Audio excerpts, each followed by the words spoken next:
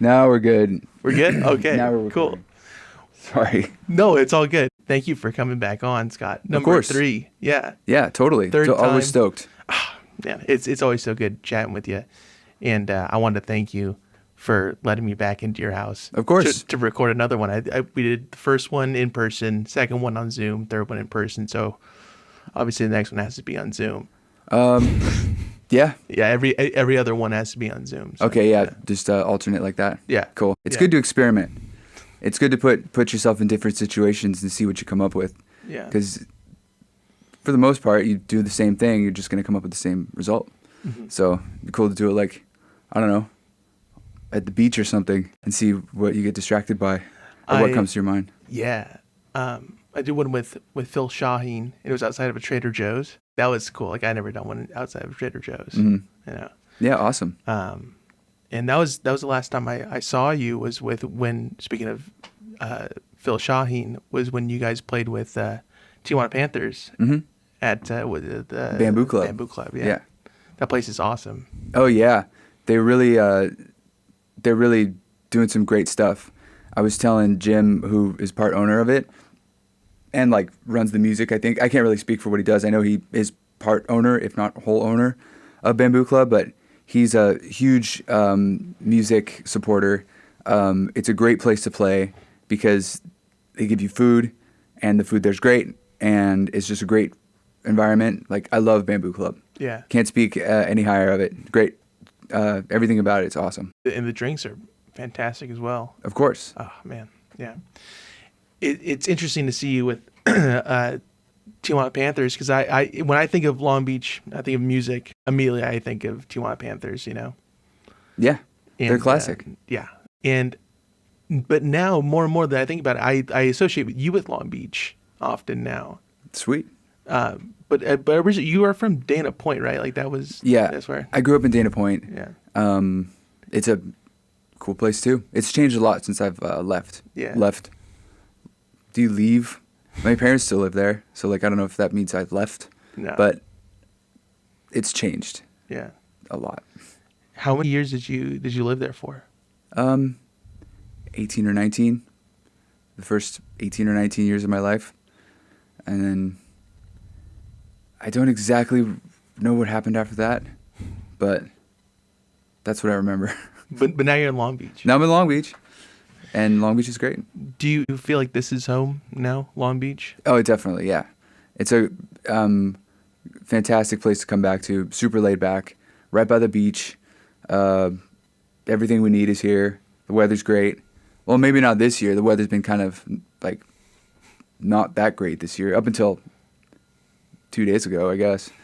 But yeah, no, it's awesome. We bought our house, so yeah, it's definitely home, and becoming more and more as we chip away at this homeowner project.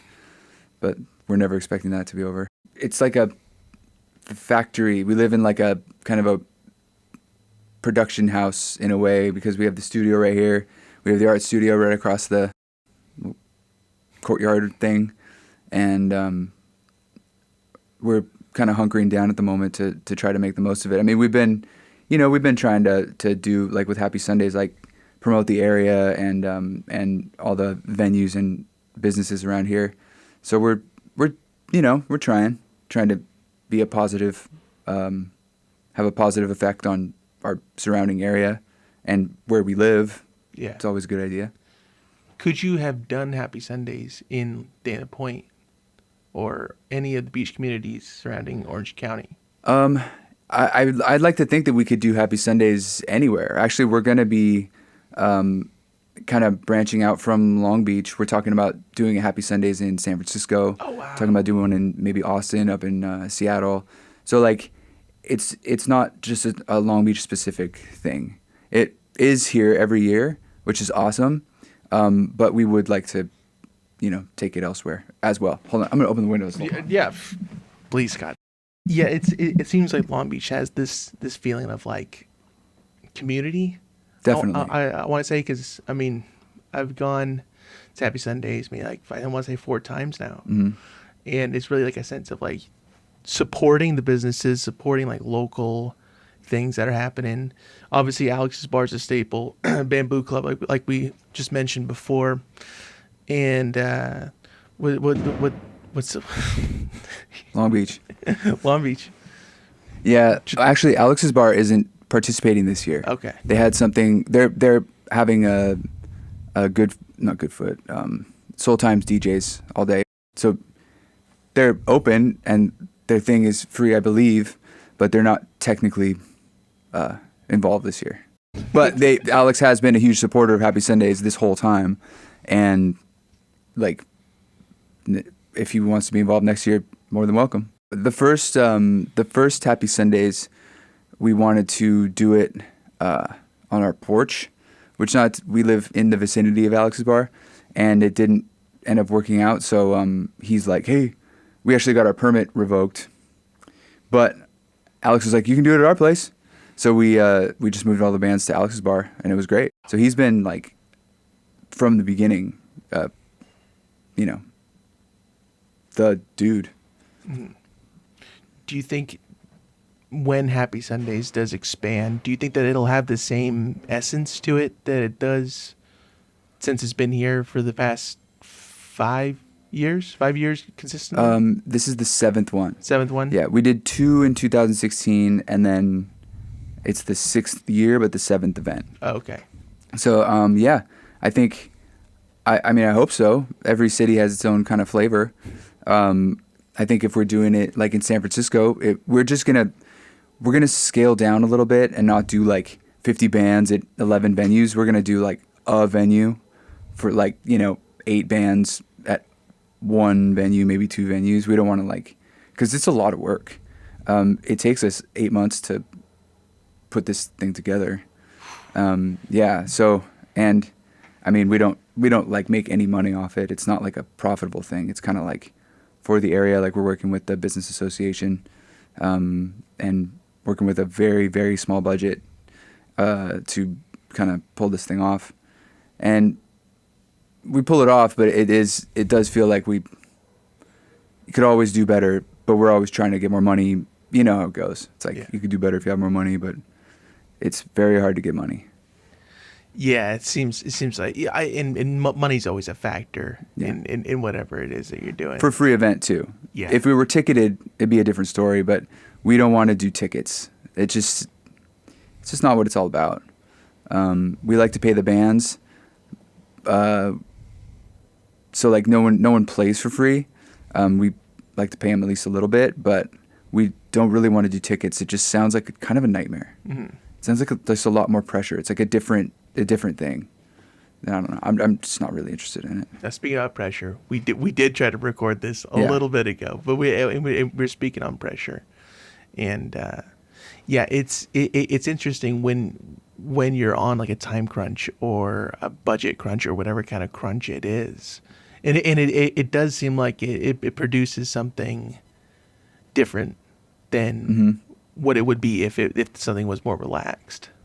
Yeah, well, there's always having limitations is kind of a fun thing as well, because you kind of just got to make it work with what you have, and it's like really a test of your skills is to limit yourself in one way or another. It's not always convenient, but like most of the times you have no choice. You just don't have that much money, so you got to pull something off or cut things. It's challenging, but it's like a fun challenge usually. Yeah. Working within parameters, you're able to expand within those parameters more than you thought capable, probably. Yeah, exactly. It's like right now we're recording with some pretty nice gear, whereas up till this point I've never used nice equipment. It's always been kind of whatever I can get my hands on, or like just stuff that kind of matter of fact, here it is. It's so we've actually been able to pick up this Neve, which has been great, and it really is a game changer. It makes you appreciate when things go well, or not go well, but are kind of easier to work with, because you don't have to make this sound good when it's really hard to make something sound good when you're not using great stuff. Right, and it's good to have that experience with it. Like it's not always been this; it's been other things before that wasn't working properly or wasn't working at the capacity that new things are, especially with like gear, for example. Exactly. Vintage is another word for broken, and never forget that. And so when you have a bunch of stuff that's scratchy or like cuts out or something like that for whatever reason, you gotta like, I don't know, things behave in certain ways, which is fun. I don't know. You know what I mean? Yeah. It's like driving an old car. It's like, well, it's going to break down at some point, but then you like kick it and it's like back together. It's everything has its character and you behave different and you give a different performance based on like, what you can hear and whatever sort of headphone mixes you have, or if you don't have a headphone mix, you know what I mean? It's everything just kind of changes the experience and gives a different performance, and it's just like a different flavor. Right. I don't know. It's fun. The more I get into like having to do different stuff under different situations, I kind of enjoy the situation because it's unique to that situation. Mm-hmm. Like you wouldn't have given that performance if you were like, I don't know, freezing cold versus like overheating. You're gonna act differently. Yeah. So all these aspects, and it's kind of what you're thinking at that time. It's like this interview, for instance. It's wherever I'm at, how much sleep I got, how much caffeine I had, if I'm stoked, whether or not I surfed this morning, or you know what I mean. There's all kinds of different aspects into the experience that someone's gonna have, and like the answers they're gonna give or the performance they're gonna give. Mm-hmm. And sometimes, someone can be on no sleep and like feeling awful and just fucking kill it because they don't care. Yeah. Like that, the reservations in their brain are not there. Just like, oh, whatever, and it's just like, wow, it ends up being, I don't know. I don't know what the recipe is for success when it comes to performance, but I'm assuming it's not sleeping. But that's just me. I don't think there's like a four. I think it's like you said, different for everybody, and different things will affect the aspect of whatever the outcome is. Mm-hmm. Yeah, which is cool. I think that's all part of being human. You push the play button on a drum machine. Not that there's anything wrong with that, but you're gonna get the exact same thing no matter what situation it's in. I mean, obviously, unless there's like no power, but like, it's gonna be the same. Versus a person, there's infinite amounts of factors. Even like with the performance of the room, it's like you think you sound good because there's no treble in the monitors or something like that when you're a drummer, and you just all you're hearing is the boom, and you're like, yeah, I'm killing it. Versus like you take that away and it's like all tinny and shitty, and you're like, oh no, I suck. It's the same scenario, but can have completely different results. Right. Just based on different factors. When you're performing live, by the way, speaking about temperature, because I feel like temperature within like a venue changes. Like I think that's a huge aspect. Like if it's cold, people perform differently and the audience will react differently. Do you prefer to perform in like a really cold room or a really hot room if you had to choose between one or the other? And do you think that affects performance in general? I don't know. Overall, I don't really like being cold. I mean, but unless, we were in Northern California last week and it was like that, like brisk, like foggy cold, which I like. So like, I don't know. It's circumstantial. It's circumstantial. Yeah. I generally don't like being cold at all. I actually really like being like hot, like really hot, but Julia doesn't. So I don't know if she's happy. That's another factor in the thing. Yeah. Is Julia happy? Because if she's not happy, I can't be happy. That's an important question. It's an important aspect. That's maybe the most important. Yeah. Exactly. Whatever she's most comfortable in. Yeah. With your experience with recording, has there ever been a thing that it's like, oh fuck, we didn't get that? Like we didn't get that whole thing that we just did? Totally. It happens to me. I'd like to think that I'm the only person it happens to, but I'm pretty sure that's not the case. It's like I just pushed, like, because there's so many different things happening. Like, obviously, if you're in a professional studio, that isn't an option. At least in my brain, like, messing up isn't an option. But I'm not a professional studio. And Sometimes, for instance, you forget to arm the bottom snare mic. And so you get this awesome take, but you didn't have the bottom snare mic on for whatever reason. You're like, fuck. So like, then you're at the point where you're like, all right, what do I do about this?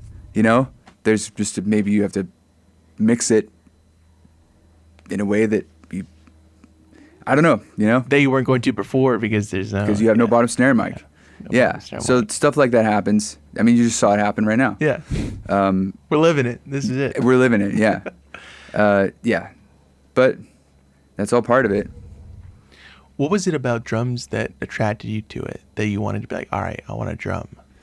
Because I'm super hyperactive, and I'm always kind of tapping or always kind of moving about, fidgeting, I guess. And I started playing drums in high school, and it was a really great thing to do because it keeps all your limbs occupied, and there's always something harder you can do. Drums are very challenging, and I want to say rewarding, I guess. I don't know. It's like, are you ever really satisfied with your result? Whereas like I could practice something and like still feel bad, I don't know, but I do like playing drums. So it's just a fun instrument to play. Yeah, it is really fun. And like you said, you are always moving everything. Yeah. Constantly. If I could I'm always trying to figure out something else I could do. Like we're going to be playing some stuff because Julie and I are the only two people besides when we have we play locally. We play with Soft Palms with a bass player, Corey. But he's great. He rips. Yeah. Actually, he's a twin. His twin brother Jason played with the Growlers, percussion with the Growlers a long time. Okay. Yeah, so they're both super talented. Is that how you met him initially? Yeah, that's Did you know his brother before you knew him? I knew Jason before I knew Corey. Okay. But they're both extremely talented. They can just pick up anything and it's like, okay, well, it's like, all right, dude, cool. Thanks for being so talented. But he rips a bass, and he just is very talented at everything. Is your secondary instrument the bass that you feel most comfortable behind? Yeah, I guess. Yeah, I like playing bass. I don't really ever play it unless we're recording and have to write a bass line or play a bass line on the recording.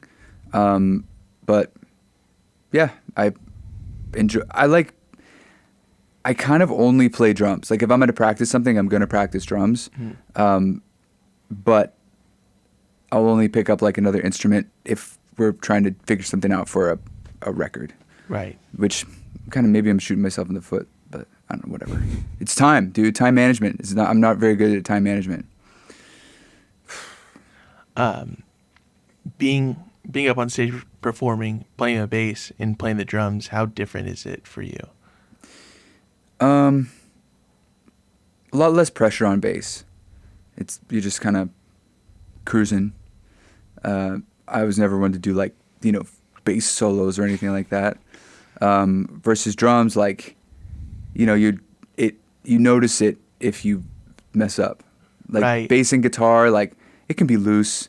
Drums, you drop a stick, it's the whole thing stops. Oh, Yeah. I really don't like dropping sticks, but it happens. How often does it happen? It happened a lot. It still happens to me. There's this one song that we have that I was doing something, and I would always get really nervous that when we get to this part, because I'd do something and then the stick would just fly out of my hand. It's like, fuck. I did it. We played with Murder City, and I dropped 2 sticks in one song on stage. Same hand? Same hand. Same part.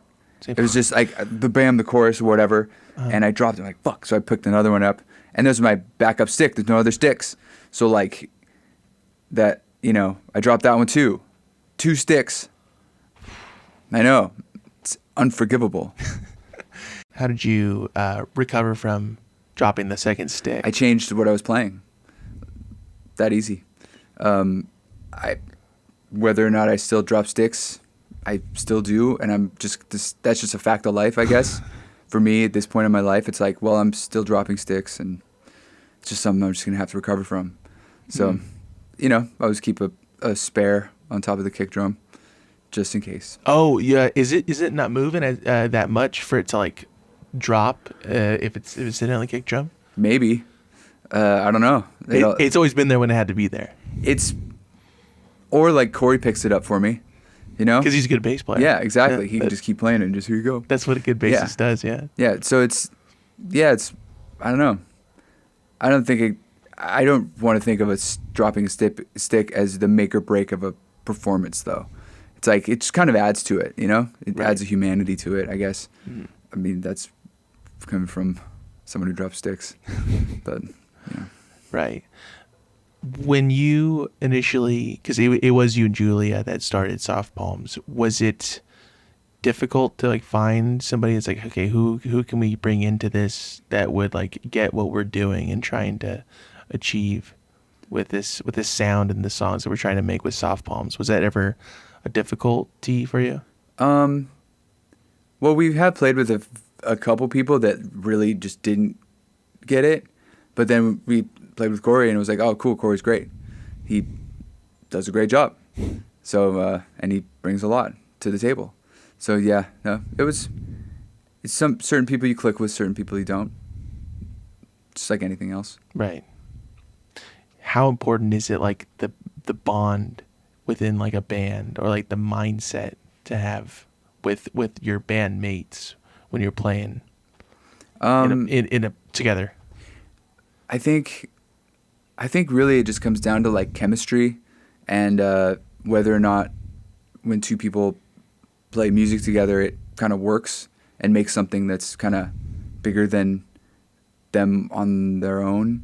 I think that's kind of one of the special things about like a band is like, well, you have the band and these people do a certain thing that works versus like if you have the same band and you replace, say, everyone except for one person, it might not be the same thing, even if it's like all studio musicians. Mm. So I think it's everyone has a voice and everyone has a personality, and it's something I've been thinking a lot about, like relationships, because music is like about relationships between notes and like combination, how when a couple things combined, different factors combined, it makes a certain thing, like a chord. Those are just, two or more notes played at the same time. And I don't know, it's all about just the relationships, and players are no different.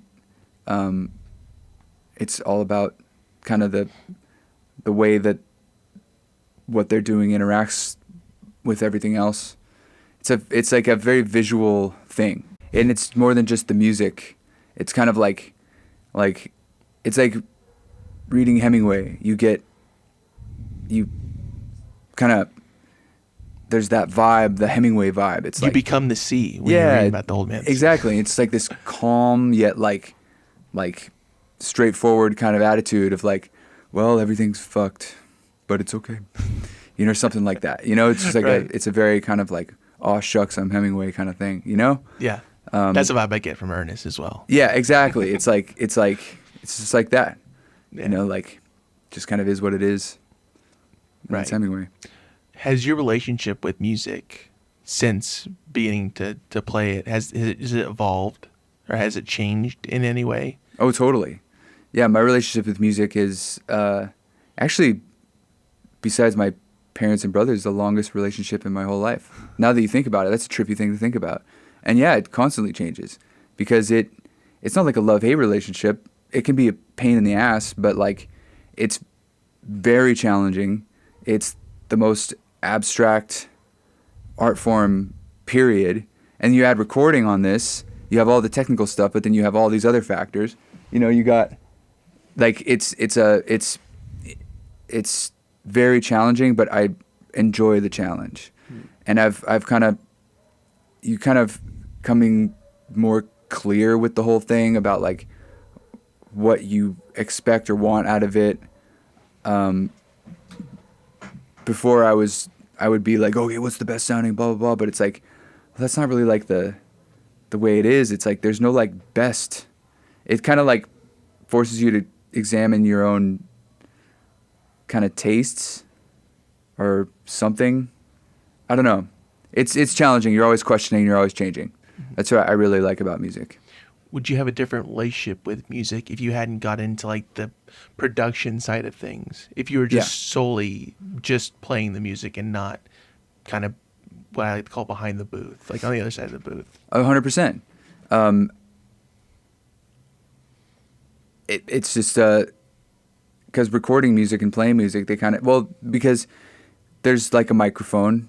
If you're playing live in any sort of venue, they're probably going to use microphones. And I don't know, it's just it's kind of more of the same thing. It's like there's playing,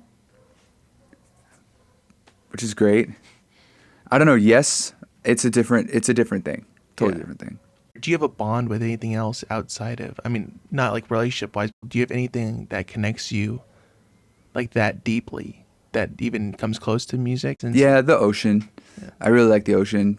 I kind of have to jump in it as much as possible. Like accomplishing things. Anything I'm really working on, I really enjoy finishing and like doing the best I can with it. It's like the house. It's like the house is just a giant list of things that Julia and I have accomplished. Been able to, make at least a little better. I just like projects. I like working. I like digging holes, actually. It's one of my favorite things to do is dig holes. And get out of them. And get out of holes, yeah. Is it different than any other band that you've been in this Soft Palms thing because you're in it with your spouse? Does that have an effect on the music that you make? Yeah. It's a different, every band you're in is going to be different because of the people you're in it with. Playing music with Julia is awesome. When we tour, it's just the two of us, so it's kind of like a vacation. So we like kind of do. We've never been in bands, either of us, where it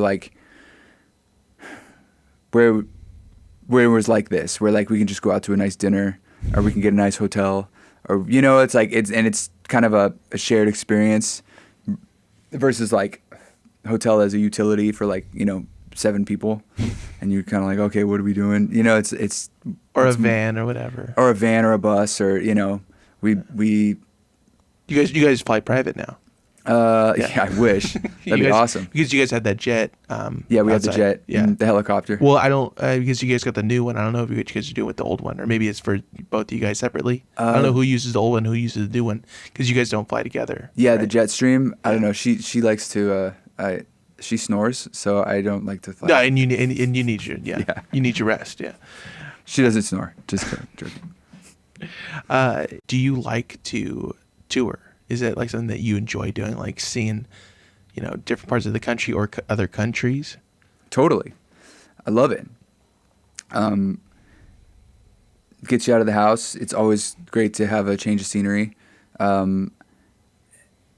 It's never boring traveling. Like, we're going to Greece later this year. We're playing Paris this year, which is always great to go back to. And then we're playing, doing a little 10-day Greece tour. So like, cool, let's go to Greece. I really enjoy it. I do. It's way less pressure now. It's way less like, kind of like, just less pressure on the whole thing. I think it's way more enjoyable when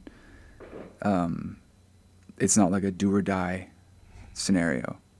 Did you feel at one point it was like totally? It's like we have to do this. Yeah. Instead of like we get to do this. Was that kind of the duality of it? Well, there was a goal. It's like with the Growlers, it was like we worked really hard and we toured really hard, and that kind of to its own detriment, I guess. But like, there was a different mentality of like, we have to make this work, versus now it's still we have to make this work, but we're not gonna like run ourselves into the ground to do it.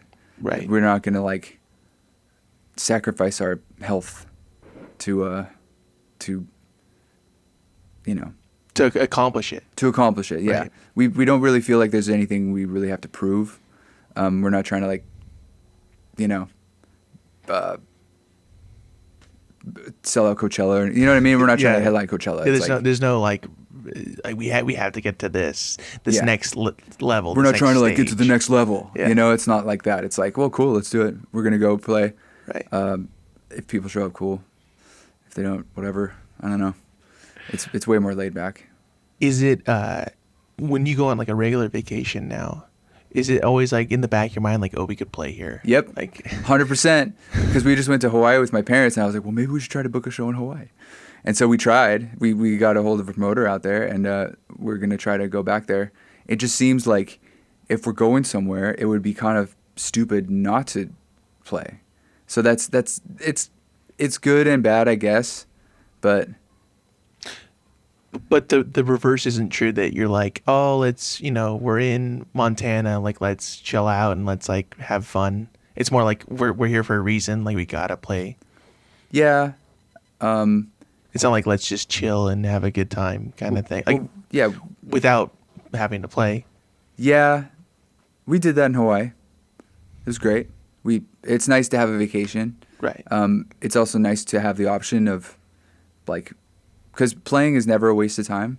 It's always something cool that comes out of it, versus like one person there that's stoked, or like, you got to get some free drinks or something. It's fun to play, but like it's also like it doesn't have to be there.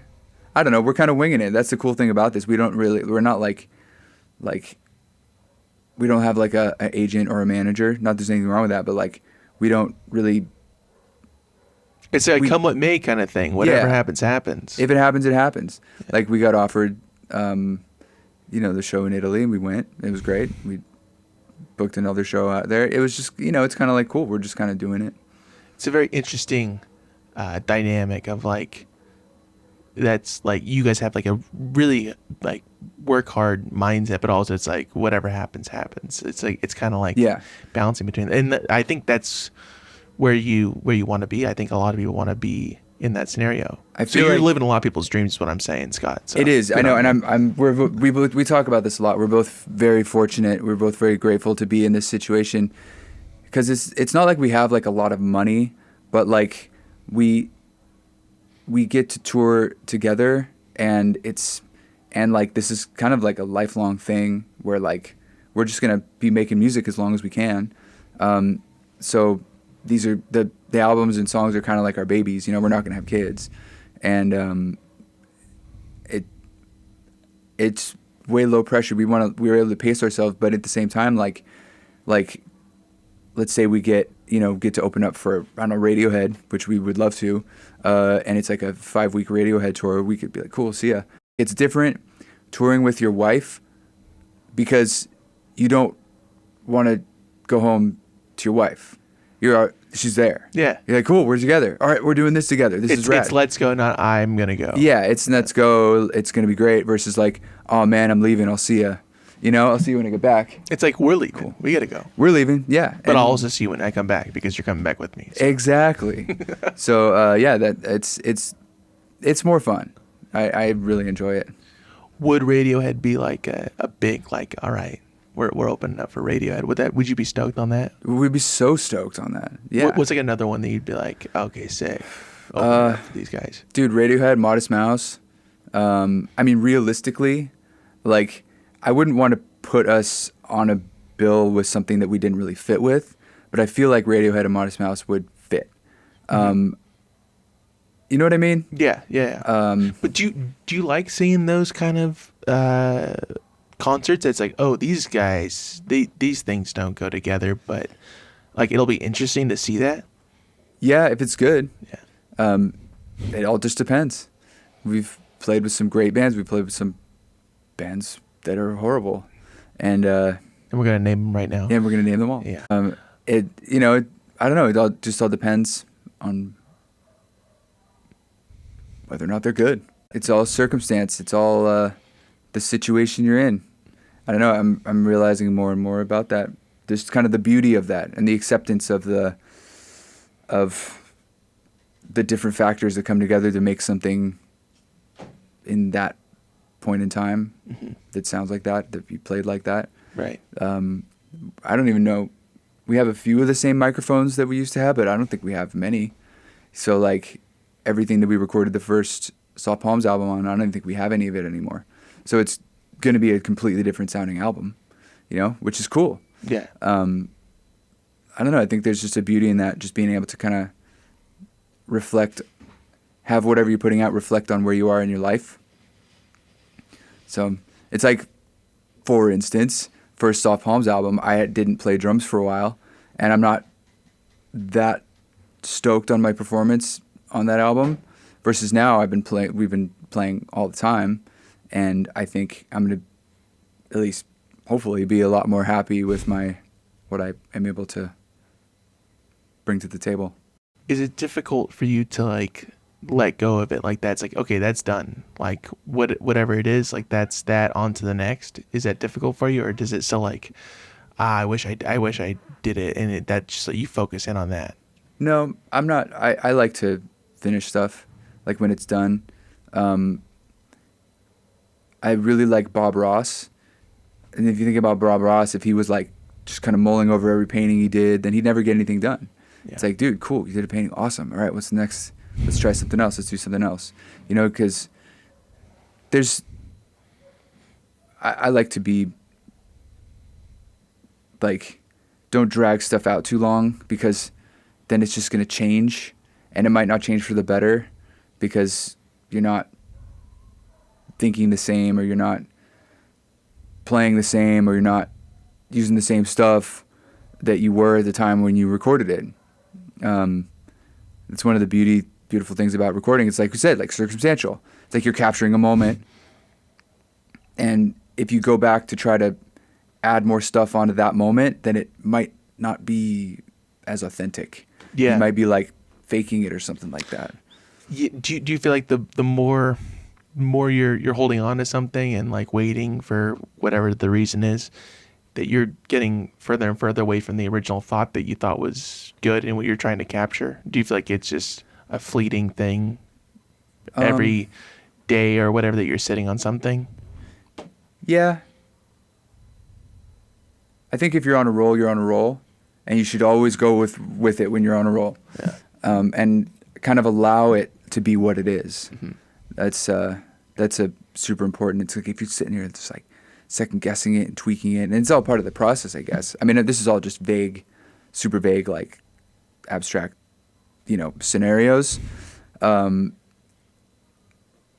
think, at least if you're thinking about, like, let's say we're making a movie, like how annoying it would be to reshoot like the T-Rex attack scene in Jurassic Park. It's like, well, they did it. It's like, no, we got to reshoot that. It's like, oh, you know what I mean? It wouldn't be the same. You just wouldn't have the same kind of, like, it would maybe feel more burnout. More like, Right. I don't know. There's just an inauthenticity that maybe happen if you're trying to redo something the same way as you already did it. Yeah. Yeah. And when you reshot those scenes, it was quite difficult. You felt that way, right? For the Jurassic Park movie? When I was the dinosaur, it was real hot in that suit. I thought it was you. I was like, yeah, that kind of looks like Scott. But okay, cool. Yeah. I like that you guys didn't do CGI on that. You're just like, oh, fuck it, I'll do it. No, those are my arms. Yeah, no, it's good. Yeah.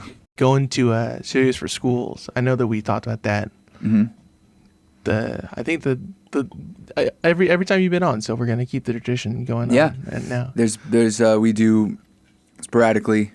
Well, not sporadically. We're gonna try to make it a yearly thing, an annual kind of auction to auction off stuff. Been collecting some stuff to auction off, and we have a bunch of stuff coming from Suicide Squeeze. We have I don't have as much stuff to talk about right now as I was hoping, but we have some records coming in, some test pressings from Modest Mouse and Elliott Smith, I think, and Albert Hammond Jr.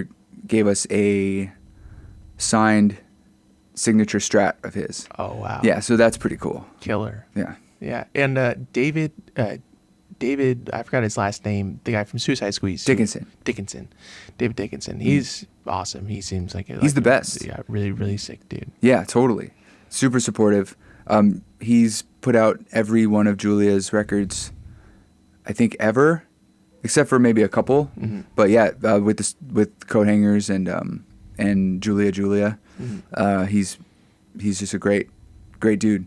And I have to say, like, Andy and JP from Everloving are, you know, always been super supportive. So we're working with 2 record labels right now, Everloving and Suicide Squeeze, that have basically put out everything both of us have ever put out.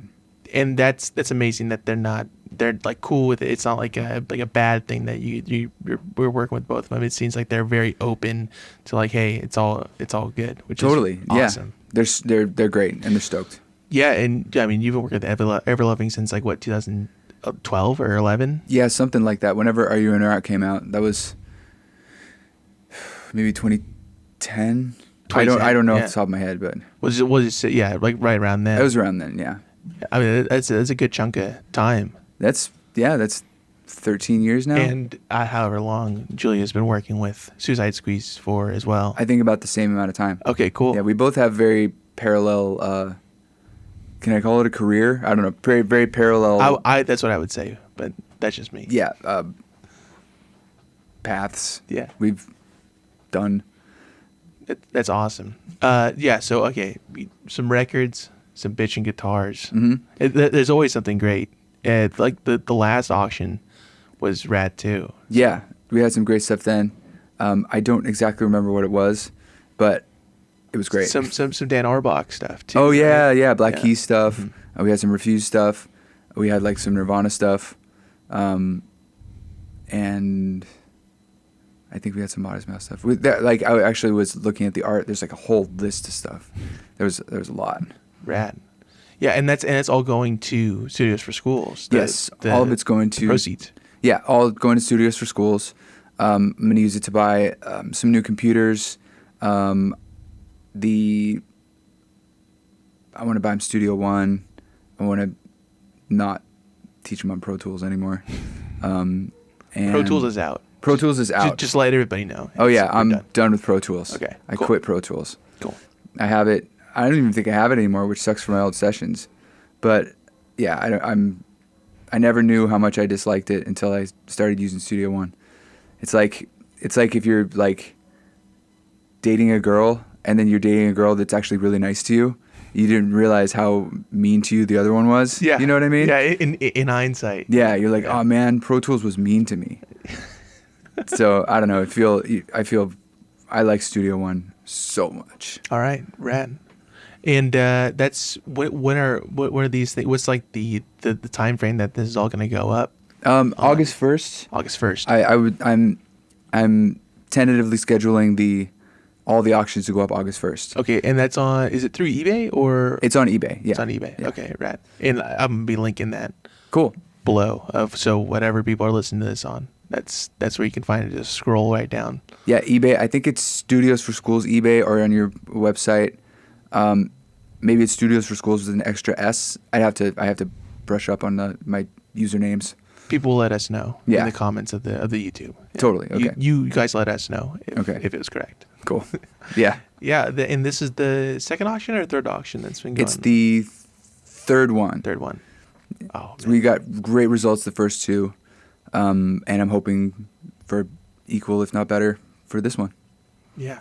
Oh, that's so awesome. And that what school are you working with right now?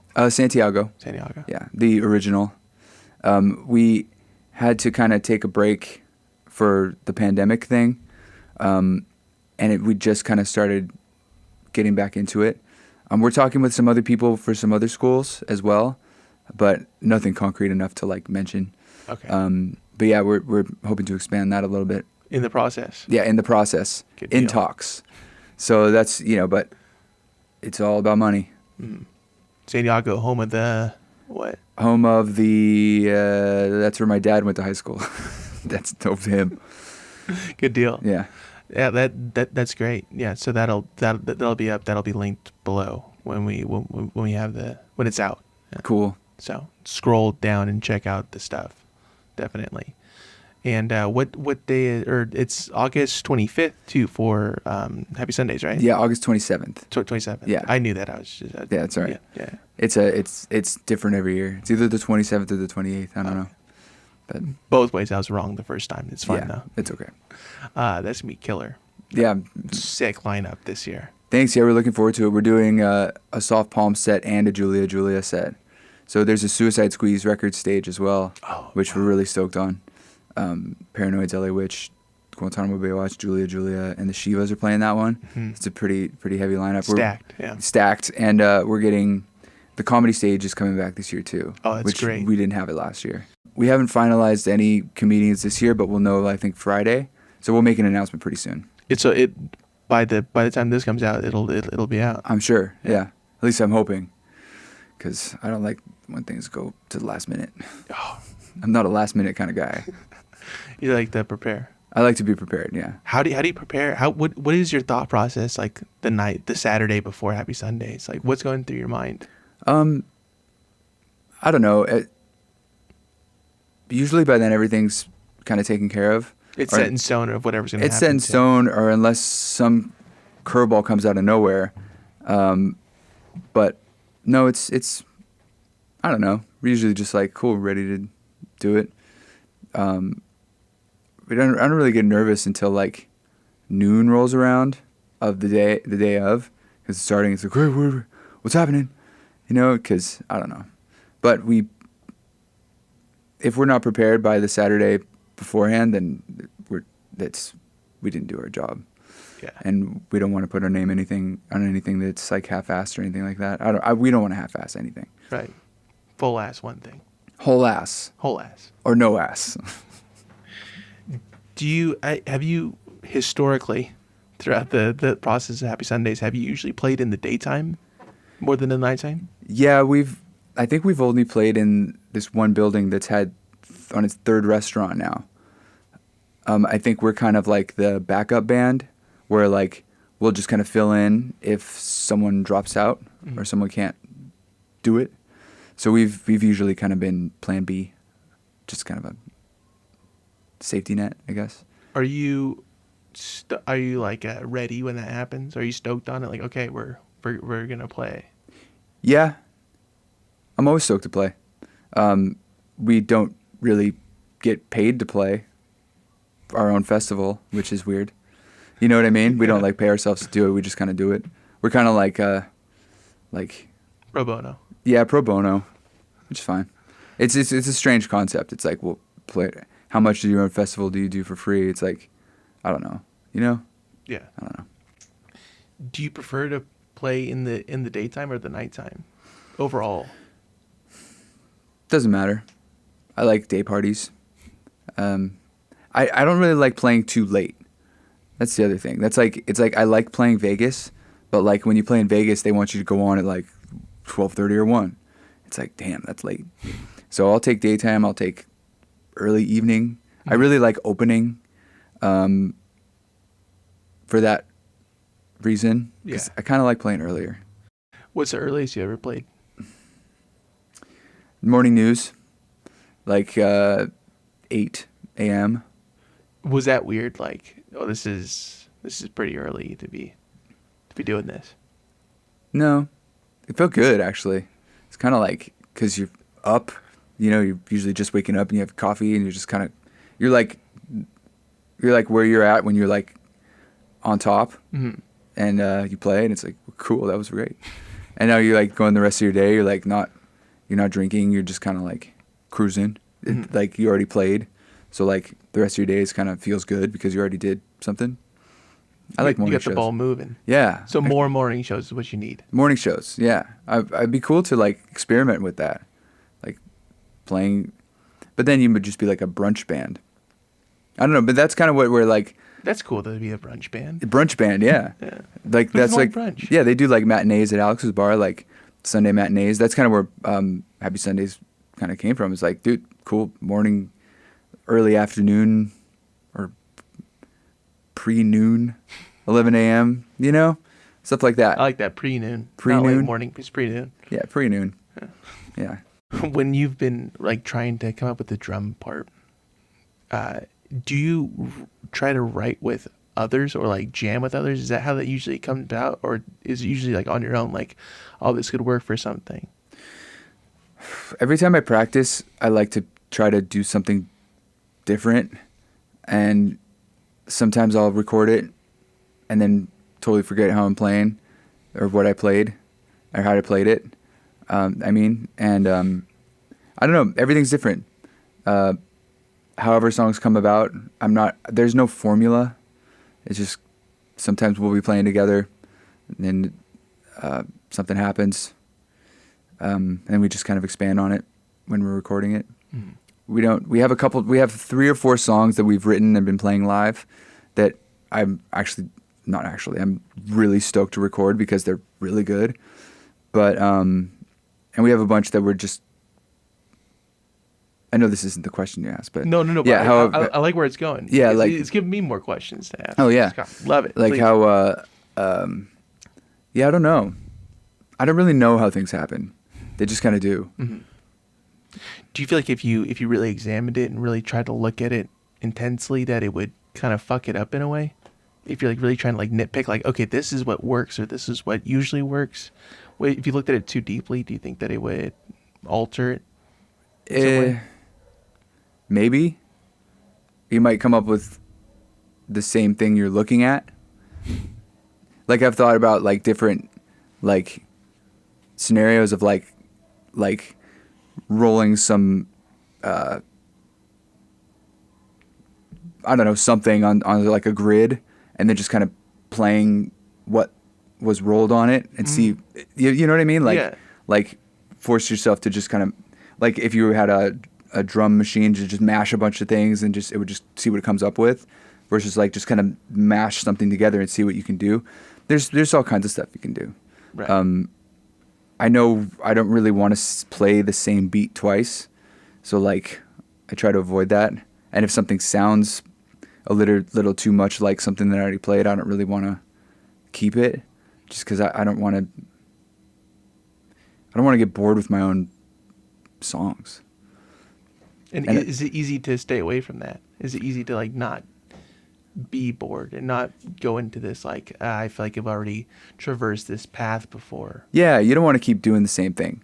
I don't want to keep doing the same thing. Mm-hmm. I want to keep things interesting because I just wouldn't want to be one of those bands that puts out stuff and it's kind of formulaic. I don't know. There's just something doesn't really interest me about that. But like then the Beach Boys or something. Yeah, like the Beach Boys, but they did they did all kinds of stuff. No idea.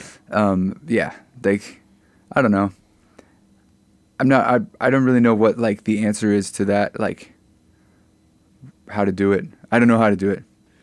You never really know. You just have to, like I said, circumstantial. It's like it's all just whatever happens then.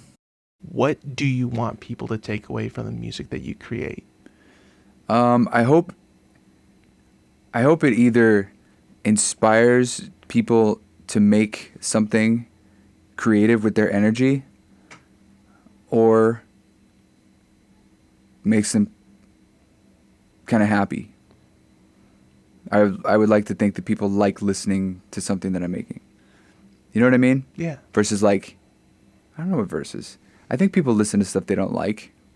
I'd like to think that if you're listening to it, you like it. Versus like you are listening to it because you feel like you have to for some reason. Yeah. But that's a spectrum that I have no idea how to even quantize. Is that the word? I don't know, but I like it. Yeah. I think it's fitting. It might be wrong. I might just no, but we're keeping it. That's what it is. Cool. We're changing it now. Scott, it's always a pleasure to chat with you, man. Yeah, dude. Thanks for coming over. And well, thank you for having me over. But Soft Palms Music, streaming everywhere. Wherever the people get their music, that's where they could find you. Softpalms.bandcamp.com. Is that the best place to go support? I think it's Soft Palms Music. Everything we have is Soft Palms Music. So if it's Bandcamp, it probably Soft Palms Music. Soft Palms Music. Softpalmsmusic.com. Soft Palms Music at Instagram. Soft Palms Music on Facebook. Soft Palms Music on YouTube. MailChimp, Shopify. I don't know if it's... Dude, this... I've been getting, like this whole internet thing and, like, the Instagram and, like, the Facebook and, like, all this stuff. It's, like, I'm still not used to it. It wasn't around when we started our lives. Mm-hmm. And it's something that we had to kind of get used to and kind of learn. how to do it. And the more you look into it, it's like, I mean, this is something that's been on my mind lately. I hope you don't mind if I go off on a tangent. Please. But like you put something on Instagram, and I feel like you can't promote yourself anymore. If you put something on the internet, it's like it might show up, it might not. You know, it's like, wow, what's going on? And then they like, I don't know. I've been having a big problem with that stuff lately, like just fundamentally. I mean, I have since it came out, but like lately more so. I don't know. I've been kind of more like anti that. There's just so much stuff, and you kind of have to know it all, and like it's kind of impossible. It is. I don't know. You know, Yeah. it's like It's a ridiculous task to be on everything all the time and like, hey, look at me or check this out. And it's like it kind of gets lost in all this other stuff that, I mean, it's also important. Some of it's not, and it's kind of it's difficult to like traverse that, whether you're trying to promote like, hey, check out this song I've been working on for like 3 years has finally come to fruition, like check this out. Or it's like you know, just come to a show and then like that gets lost like in between like an ad for, you know, Motorola or whatever. yeah, or it doesn't show up. Or it That's doesn't the weirdest show up. thing. Yeah. Yeah. But I think the point, luckily there's a solution. I don't really like to complain without having some sort of solution, but it's like the importance of touring is you got to be, if you tour consistently, like that, it can take the place of social media and MailChimp and email blasts and bands in town and you know what I mean, like all this different shit. It's like, well, just tour.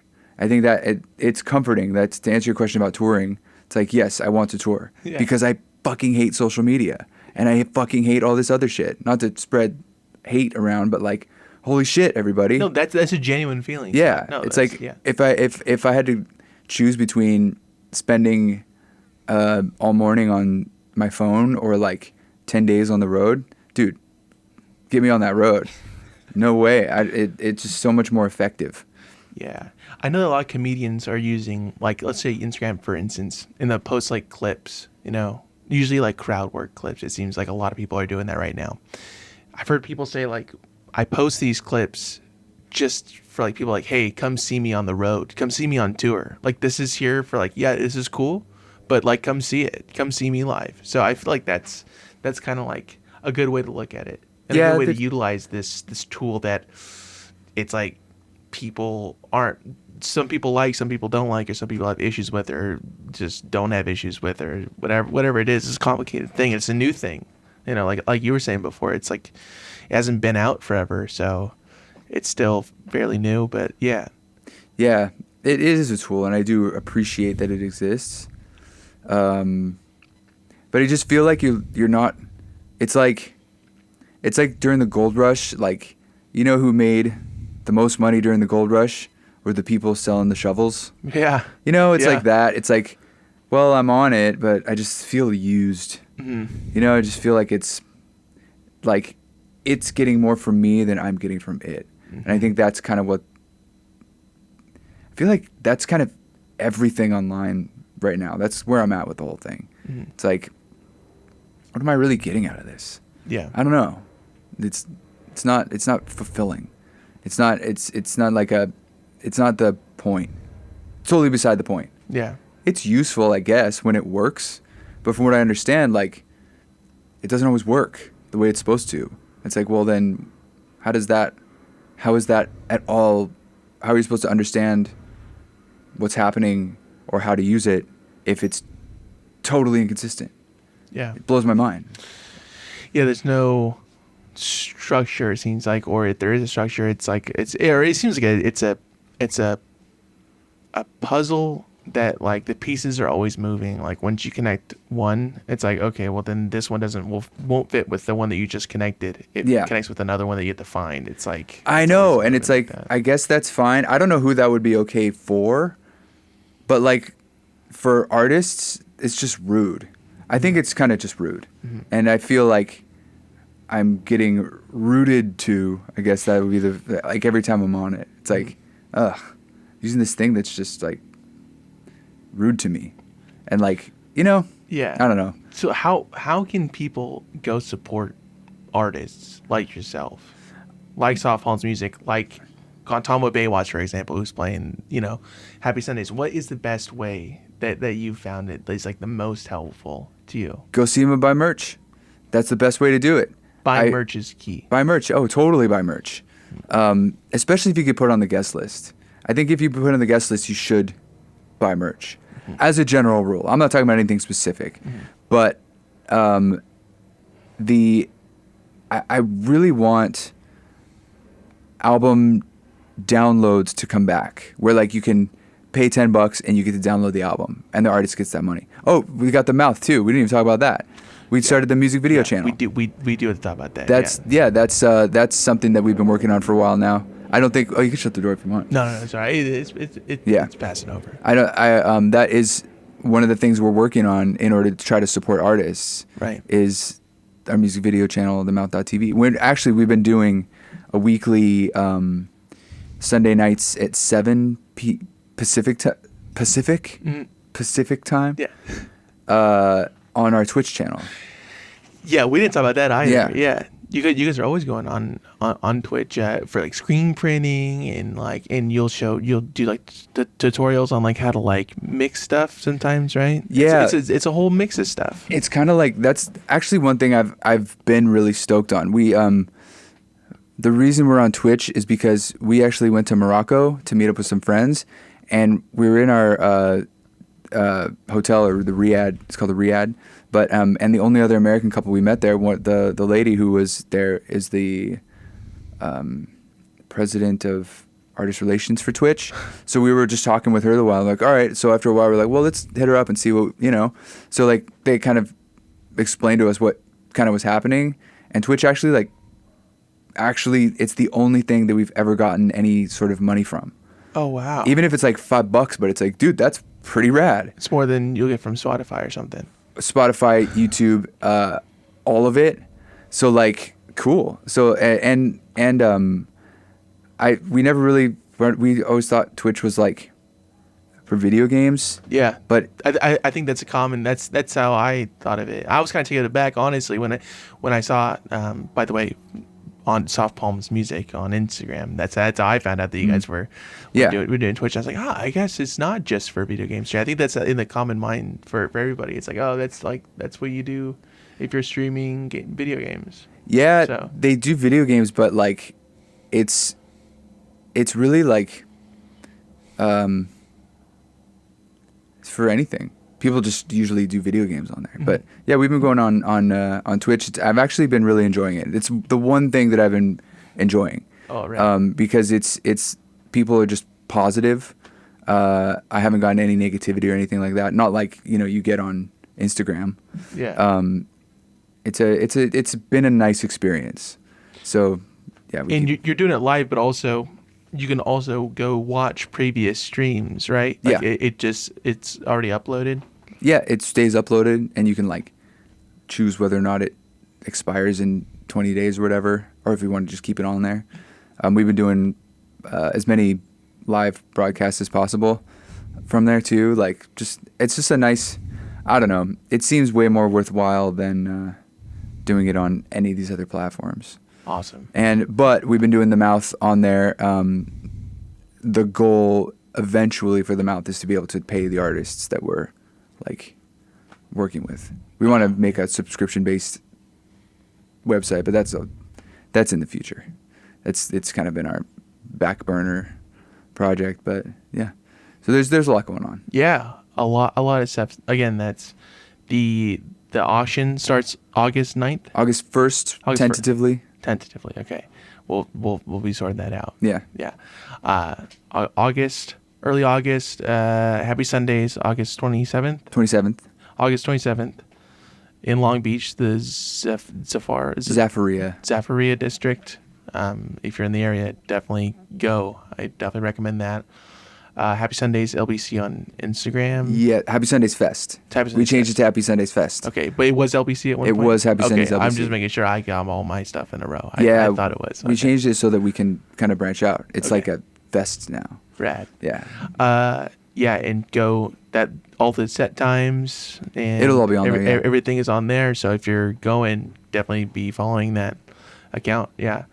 And again, Soft Horns Music on Instagram as well, and everywhere. And it's all be linked below, whatever anybody's listening to it on. And do we have anything else, Scott?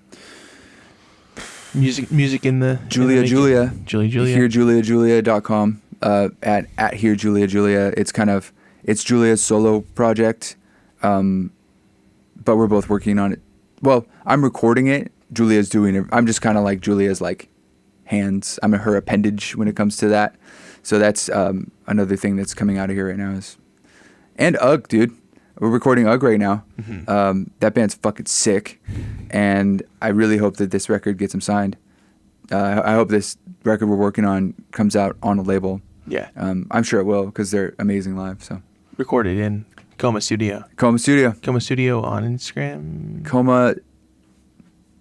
I don't know if it's Coma underscore.